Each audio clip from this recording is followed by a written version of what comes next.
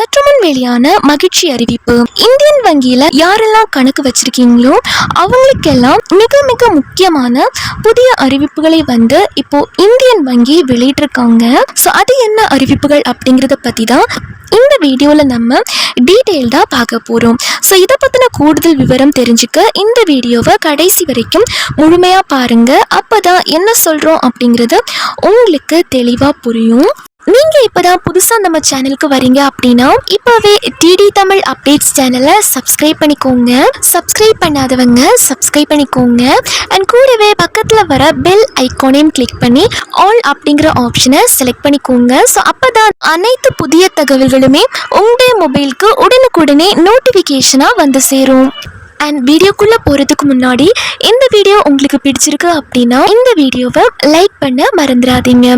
மறக்காமல் லைக் பட்டனையும் கிளிக் பண்ணிக்கோங்க. ஓகே, இப்போ வாங்க வீடியோக்குள்ளே போயிடலாம். இந்தியாவில் இருக்கக்கூடிய மிகப்பெரிய பொதுத்துறை வங்கிகளில் ஒன்று தாங்க இந்தியன் வங்கி. நம்ம சென்னை தலைமை இடமாக கொண்டது தான் இந்தியன் வங்கி. இப்போ முதல் அறிவிப்பா என்ன சொல்லியிருக்காங்க அப்படின்னா, சில பேர் ரொம்ப மாத காலமா இந்தியன் வங்கியில கணக்கு தொடங்கிட்டு அதாவது ஓபன் பண்ணதோட அப்படியே விட்டுருவாங்க. ஸோ அவங்களுக்கு தான் இந்த முக்கியமான அறிவிப்பு சொல்லியிருக்காங்க. இந்தியன் வங்கியில் சில கணக்குகள் 2 ஆண்டுகளுக்கும் மேலாக வாடிக்கையாளர்களால் பரிவர்த்தனை எதுவும் செய்யப்படாமல் இருந்தால் இந்த செயல்படாத கணக்குகளை வைத்திருக்கும் வாடிக்கையாளர்கள் உங்கள் ஆதார் கார்டு, ஓட்டுநர் உரிமம், அப்படி இல்லாட்டி வாக்காளர் அடையாள அட்டை போன்ற புதிய KYC ஆவணங்களை உங்களுடைய இந்தியன் வங்கி கிளை அல்லது அருகில் உள்ள இந்தியன் வங்கி கிளைக்கு சென்று தங்கள் கணக்குகளை மீண்டும் செயல்படுத்தும்படி கேட்டுக்கொள்ள வேண்டும் அப்படின்னு சொல்லியிருக்காங்க. ஸோ யாரெல்லாம் இந்தியன் பேங்க் அக்கௌண்ட்டை 2 வருஷமாக ஓப்பன் பண்ணிவிட்டு அது ஆக்டிவாக இல்லாமல் ஆக்டிவ் பண்ணாமல் வச்சுருக்கீங்களோ இப்போவே நீங்கள் ஆக்டிவ் பண்ணிக்கோங்க. KYC கம்ப்ளீட் பண்ணிக்கோங்க. தேவையான ஆவணங்கள் ஏதாச்சும் ஒன்று எடுத்துகிட்டு போங்க. எடுத்துகிட்டு போயிட்டு KYC கம்ப்ளீட் பண்ணிக்கோங்க. இதில் ஏதாச்சும் உங்களுக்கு இன்னும் டவுட்ஸ் இருக்குது அப்படின்னா, சந்தேகம் இருக்குது அப்படின்னா உங்கள் பக்கத்தில் இருக்கக்கூடிய இந்தியன் வங்கியை நீங்கள் விசிட் பண்ணியும் கேட்கலாம், அல்லது அவங்கள காண்டாக்ட் பண்ணியும் நீங்கள் டவுட்ஸ் கேட்கலாம். அப்படி இல்லாட்டி ஆன்லைன் மூலமாகவும் இந்தியன் வங்கியை நீங்கள் காண்டாக்ட் பண்ணிக்க முடியுங்க. இரண்டாவது அறிவிப்பா என்ன சொல்லியிருக்காங்க அப்படின்னா, மினிமம் பேலன்ஸ் இனிமே பராமரிக்க தேவையில்லை அப்படின்னு ஆல்ரெடி ரொம்ப நாளைக்கு முன்னாடியே அனௌன்ஸ் பண்ணியிருந்தாங்க.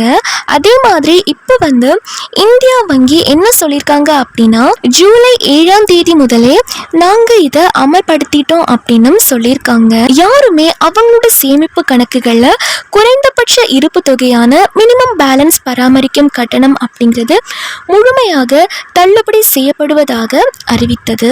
ஸோ யாரெல்லாம் இந்தியன் பேங்க்ல சேவிங்ஸ் பேங்க் அக்கௌண்ட் வச்சிருக்கீங்களோ அவங்களுக்கெல்லாம் இனிமே மினிமம் பேலன்ஸ் மெயின்டைன் பண்ணணும் அப்படிங்கிற கட்டாயம் கிடையாதுங்க, அப்படிங்கிற அவசியம் கிடையாது. அண்ட் மூன்றாவது அறிவிப்பா என்ன சொல்லியிருக்காங்க அப்படின்னா, வாட்ஸ்அப் மூலமா நீங்க எல்லா டீட்டெயில்ஸையும் அணுக முடியும் அப்படின்னு சொல்லியிருக்காங்க. இந்த மாதிரியான சேவைகளை அணுக முடியும் அப்படின்னு சொல்லியிருக்காங்க. அதாவது தற்போது இந்தியன் வங்கி வாட்ஸ்அப் வங்கி மூலம் பல்வேறு சேவைகளை வழங்கி வராங்க.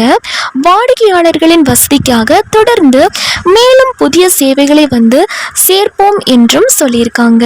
அதாவது நீங்க இந்தியன் வங்கியை காண்டாக்ட் பண்ணுறதுக்கு வாட்ஸ்அப் மூலமாகவே காண்டாக்ட் பண்ணிக்கலாம் அப்படின்னு சொல்லியிருக்காங்க.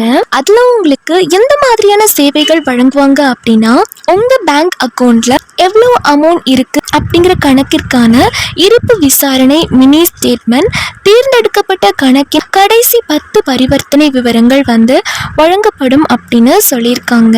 So mini statement last 10 transaction மட்டும்தாங்க.